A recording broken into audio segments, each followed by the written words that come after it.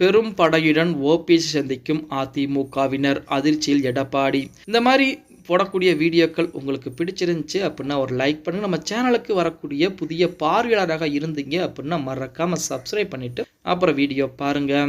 தமிழகத்துடைய எதிர்க்கட்சி துணைத் தலைவராக இருந்தவர் தான் நமது ஓபிஎஸ் அவர்கள். அந்த காலத்திலே மிகப்பெரிய ஒரு ஆளுமை மிக்க தலைவராக இருந்தார் ஓபிஎஸ். ஆனால் தற்போது தனித்து விடப்பட்டிருக்கிறார் அப்படின்னே சொல்லலாம்.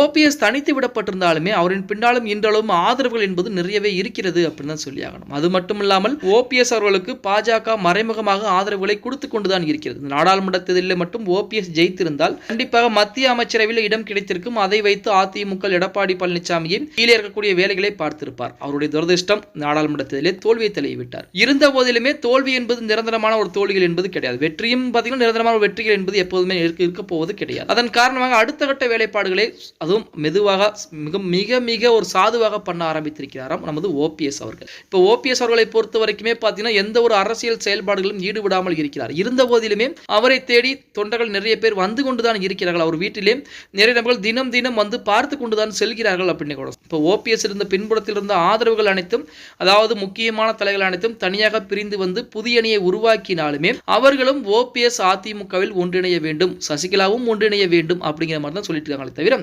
ஓபிஎஸ் அதிமுகவிலே வேண்டவே வேண்டாம் அப்படின்னு சொல்லி ஒரு நபர் கூட ஒரு பேட்டியை கொடுக்கல. அப்ப ஓபிஎஸ் அவர்களுக்கும் அந்த பிரிந்து போன வைத்திலிங்கமாகட்டும் புகழேந்தியாகட்டும் அந்த நபர்களுக்கும் இடையே ஏதேனும் ஒரு தொடர்பு இன்றாலும் இருந்து கொண்டுதான் இருக்கிறது அப்படின்னு சொல்லலாம். அது மட்டுமல்லாமல் ஓபிஎஸ்ஐ பற்றி ஏதேனும் தவறான வார்த்தைகளையோ இதுவரைக்கும் அந்த தரப்பினர் பயன்படுத்தவே கிடையாது.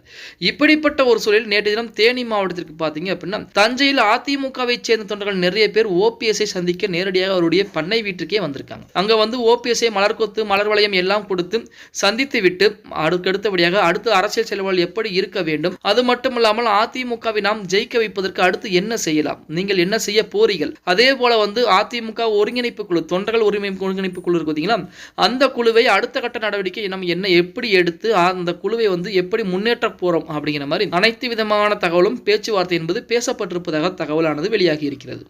அந்த நேரத்திலே அதிமுக அதுவும் தஞ்சை மாவட்டத்தில் இருக்கக்கூடிய அதிமுக தொண்டர்கள் ஒரு 50 நபர்களுக்கு மேற்பட்டவர்கள் ஓபிஎஸ் அணியில் இணைந்திருப்பதாகவும் ஓபிஎஸ் உடைய தலைமை ஏற்று அவர்கள் அதிமுகவை விட்டு விலகி இருப்பதாகவும் ஒரு தகவலானது வெளியாகி இருக்கிறது.